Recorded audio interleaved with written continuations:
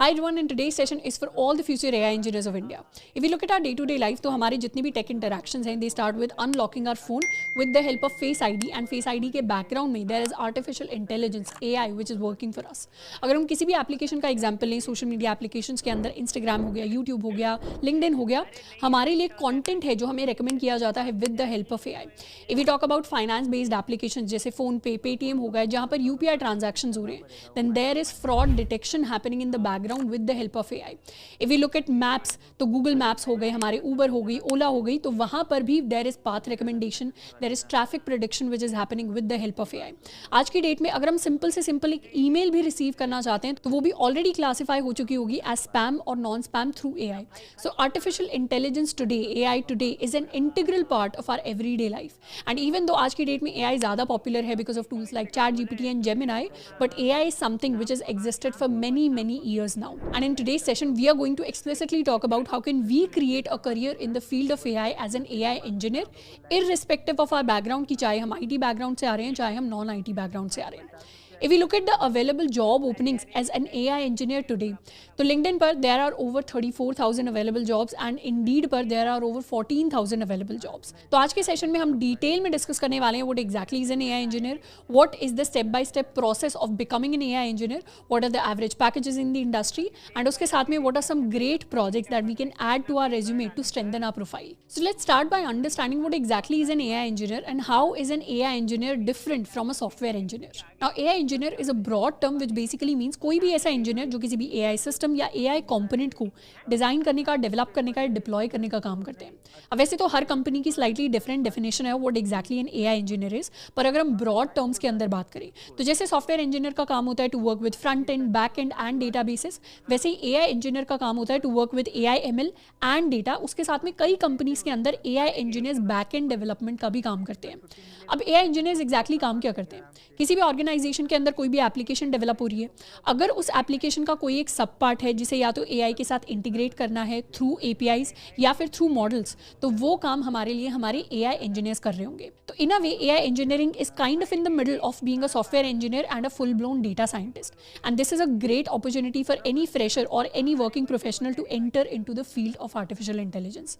अब यहाँ पर there is a small disclaimer that I want to give at the start, which is कि कई बार जब भी हमारे पास बज़वर्ड्स होते हैं इन द इंडस्ट्री, यानी आज की डेट में हमें AI, ML, Gen AI, deep learning, ये सारी टर्म्स सुनने को मिलती हैं, तो दीज हैव बिकम बज़वर्ड्स. तो ऐसे में कुछ इंडिविजुअल्स को लगता है कि AI is a very easy field to enter into and यहाँ पर बहुत ज़्यादा हमारे पास क्विक मनी है. बट इन रियलिटी जितनी भी चीज़ें आज हम डिस्कस करेंगे उन सब को पढ़ने में हमें करीबन 5 to 6 मंथ्स का डेडिकेटेड टाइम लगेगा, एंड हर दिन हमसे 3 से 4 घंटे की पढ़ाई जो है वो एक्सपेक्टेड होगी in learning concepts as well as building our projects. So this is not a very easy field to enter into just to make quick money. यहाँ पर काफ़ी ज़्यादा कंसिस्टेंसी की रिक्वायरमेंट है, एंड उसके साथ में this is an ever evolving field. तो यहाँ पर अगर हम आ रहे हैं, अगर हम AI इंजीनियर बनना चाहते हैं तो हमें एक लर्नर माइंडसेट के साथ आगे बढ़ना पड़ेगा. सो आज का जो सेशन होने वाला है इसके अंदर हम बहुत कोई सुपरफिशियल बात नहीं करेंगे कि कैसे 3 घंटे में या 3 दिन में प्रॉम्प्ट इंजीनियरिंग करके हमारा 40 to 50 लाख का पैकेज आ जाएगा.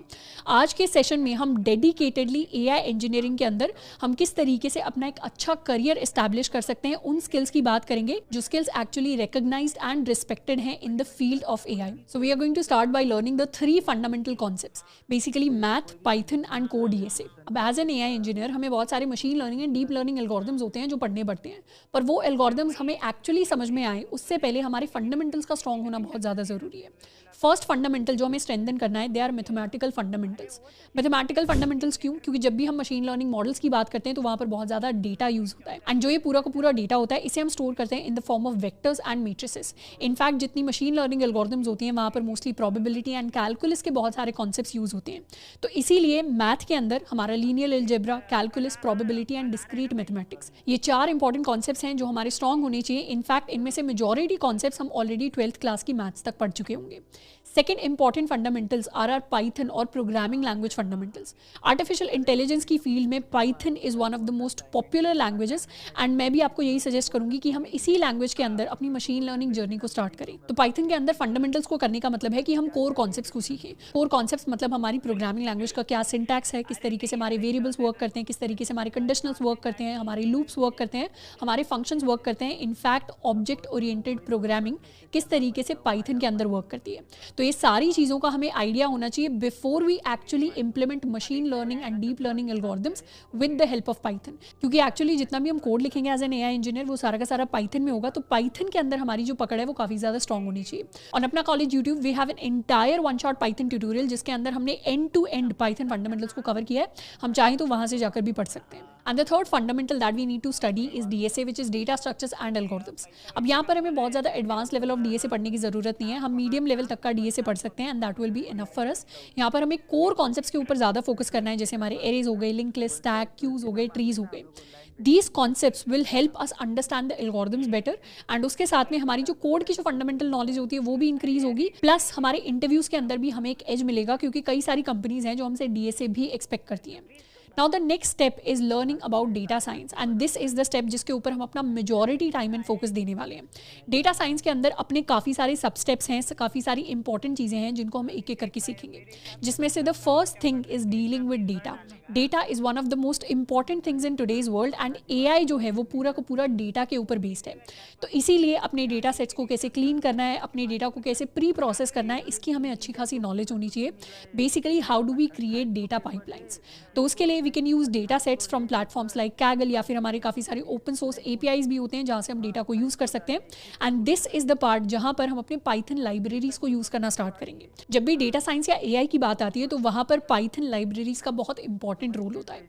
यहाँ पर we'll start by exploring libraries like NumPy, regex, OpenCV and pandas, and for visualization we are going to pick Matplotlib and Seaborn. Second step in data science is learning about machine learning. Machine learning की broadly 3 categories होती हैं, supervise, unsupervised and reinforcement learning. तो machine learning के अंदर हम जो majority काम करते हैं दैट इज बेसिकली रिकमेंडेशंस और प्रेडिक्शंस, कि पास्ट डेटा को देखकर हम फ्यूचर के बारे में क्या क्या प्रेडिक्शंस है और उन्हें कितने सही तरीके से कर सकते हैं, उसकी मल्टीपल डिफरेंट एल्गोरिथम्स देखते हैं। तो उसके अंदर सुपरवाइज्ड एल्गोरिथम्स में हम लेबल डेटा के साथ डील करते हैं। जैसे फॉर एग्जाम्पल अगर हमें ईमेल क्लासीफायर बनाना है जो ईमेल्स को देखकर ये चेक करता है कि कौन सी ईमेल स्पैम ईमेल्स है और कौन सी नॉन स्पैम है, तो वहां पर हम सुपरवाइज लर्निंग को यूज करेंगे। अनसुपरवाइज लर्निंग का एग्जाम्पल हो सकता है मार्केट एनालिसिस। फॉर एग्जाम्पल किसी भी सुपरमार्केट के प्रोडक्ट्स के या सेल्स के डेटा को एनालाइज करके अगर हमें पता चलता है कि milk and bread were something which were bought together, so this is something that we do with the help of unsupervised learning. And reinforcement learning is very similar to training a dog. जैसे घर पे जब हम pet dog को train करते हैं तो जब वो हमें ओबे करता है तो उसे हम कुछ ट्रीट्स देते हैं, वैसे ही रीइंफोर्समेंट लर्निंग के अंदर पेनल्टीज एंड रिवॉर्ड सिस्टम चलता है। बेसिकली अगर हमारी एल्गोरिथम कुछ सही प्रेडिक्ट करती है तो उसे हम रिवॉर्ड्स फीड करते हैं, यानी कुछ पॉजिटिव वैल्यू फीड करते हैं, जबकि अगर रॉन्ग आउटपुट देती है तो उसे हम कुछ नेगेटिव यानी पेनल्टी वैल्यू फीड करते हैं। नाउ रीइंफोर्समेंट लर्निंग का एक classical example are self driving cars. तो सेल्फ ड्राइविंग कार्स के अंदर काफी ज्यादा रीइंफोर्समेंट लर्निंग है जो यूज किया जाता है। तो we talk about majority AI applications जो आज के डेट में यूज होती हैं, दे आइदर यूज सुपरवाइज्ड और unsupervised algorithms. So to summarize, machine learning के अंदर हमारी regression, classification, decision trees, SVM, support vector machines, clustering या रीइंफोर्समेंट लर्निंग जैसी बहुत सारी डिफरेंट एल्गोरिथम्स हैं जिनको हम लर्न करेंगे। एंड यहाँ पर हमारी एक स्काईकिट लर्न नाम की लाइब्रेरी है जिसको हम यूज करना स्टार्ट करेंगे। Now the third thing that we are going to learn about is deep learning. Deep learning के अंदर बेसिकली हम न्यूरल नेटवर्क्स एंड उनके आर्किटेक्चर्स को स्टडी करते हैं। And this is the exact point जहाँ पर हम अपनी एआई पावर्स को अनलॉक करने वाले हैं। यहाँ पर हम डिफरेंट टाइप के न्यूरल नेटवर्क्स पढ़ेंगे, जिसमें से सबसे सिंपल हमारे ANNs यानी आर्टिफिशियल न्यूरल नेटवर्क्स हो गए, CNN convolutional neural networks, RNN recurrent neural networks, GANs हो गए, जनरेटिव एडवर्सियल नेटवर्क्स हो गए, एंड इसके साथ में और भी डिफरेंट चीज़ें जैसे बैक प्रोपेगेशन क्या होती है, फॉरवर्ड प्रोपेगेशन क्या होती है, इन सारे कॉन्सेप्ट्स का हमें आइडिया होना चाहिए। And next thing that we are going to study about are LLMs which are large language models. आज की डेट में बहुत ज़्यादा पॉपुलर हैं क्योंकि जब भी हम ChatGPT यूज़ कर रहे हैं, जेमिनाई यूज़ कर रहे हैं, लामा जैसे टूल्स को यूज़ कर रहे हैं, तो these are basically classical examples of what LLMs are. तो इसीलिए LLMs किस तरीके से बिल्ड होते हैं उसको स्टडी करना बहुत ज़्यादा इंपॉर्टेंट है, because they are one of the most popular use cases of artificial intelligence. अब जब भी हम LLMs की बात करते हैं, LLMs are a mix of NLP and Gen AI। NLP stands for natural language processing, जिसके अंदर बेसिकली हम ह्यूमन लैंग्वेजेस को प्रोसेस करते हैं। इसका एक काफ़ी क्लासिकल एग्जांपल होगा सेंटिमेंट एनालिसिस। NLP AI की अपनी एक स्पेसिफिक फील्ड है जिसके अंदर मल्टीपल एल्गोरिथम्स एग्जिस्ट करती हैं। जैसे सेंटिमेंट एनालिसिस के अंदर हम किसी भी स्पीच को एनालाइज करते हैं और देखते हैं कि उसमें कौन से वर्ड से कौन सा सेंटिमेंट इवोक हो रहा है। उसके साथ में हमारे पास Gen AI होता है which is generative AI। Generative AI की हेल्प से हम कंटेंट को जनरेट करते हैं। Now this content could be textual content, it could be pictures, it could be videos and it could even be sound, यानी हम म्यूजिक को भी जनरेट कर सकते हैं। तो फोर्थ स्टेप में बेसिकली हमें सीखना है कि थ्योरेटिकली हमारे जितने भी LLMs हैं वो किस तरीके से बिल्ड हुए हैं और हम अपने LLMs को एटलीस्ट थ्योरेटिकली किस तरीके से बिल्ड कर सकते हैं। नाउ जब भी हम डीप लर्निंग की बात कर रहे हैं, जब भी हम LLMs की बात कर रहे हैं, दीज आर थिंग्स जो हमें बहुत ज़्यादा डिटेल में एज एन AI इंजीनियर जानने की ज़रूरत नहीं है, क्योंकि AI इंजीनियर का जो मोस्टली इंडस्ट्री के अंदर काम होता है वो इम्प्लीमेंटेशन बेस्ड होता है, हैंड्स ऑन वर्क होता है। पर हाँ, इनके जो कोर कॉन्सेप्ट्स हैं, जो ओवरव्यू कॉन्सेप्ट्स हैं, उनकी एक अच्छी खासी अंडरस्टैंडिंग होना ज़रूरी है। जबकि अगर हम डेटा साइंटिस्ट बनना चाह रहे हैं तो वहाँ पर इन फील्ड्स के अंदर भी हमें डिटेल में जाकर जो कोर एल्गोरिथम्स हैं उनकी अच्छे से implementation as well as theory को डिटेल में पढ़ने की ज़रूरत है। अब ये तो हो गई हमारी बहुत सारे कॉन्सेप्ट्स को पढ़ने की बात, पर इसके साथ में एक बहुत इंपॉर्टेंट चीज़ है जो हमें एज एन AI इंजीनियर करनी पड़ेगी, which is building real world projects. जब तक हम प्रोजेक्ट्स नहीं बनाएंगे तब तक हम अपने रेज्यूमे में, अपनी प्रोफाइल में नहीं दिखा पाएंगे कि हमारे पास एक्चुअली ये स्किल्स हैं। तो अपने स्किल्स को शोकेस करने के लिए basically we have to show some proof of work, और वो प्रूफ ऑफ वर्क हम दिखाते हैं थ्रू सम गुड प्रोजेक्ट्स। इसीलिए अच्छे प्रोजेक्ट्स को बनाना ज़रूरी है। अब प्रोजेक्ट्स को ऐसा नहीं है कि पहले हम सारे थ्योरेटिकल कॉन्सेप्ट सीखेंगे और लास्ट में जाकर प्रोजेक्ट्स को बनाएंगे।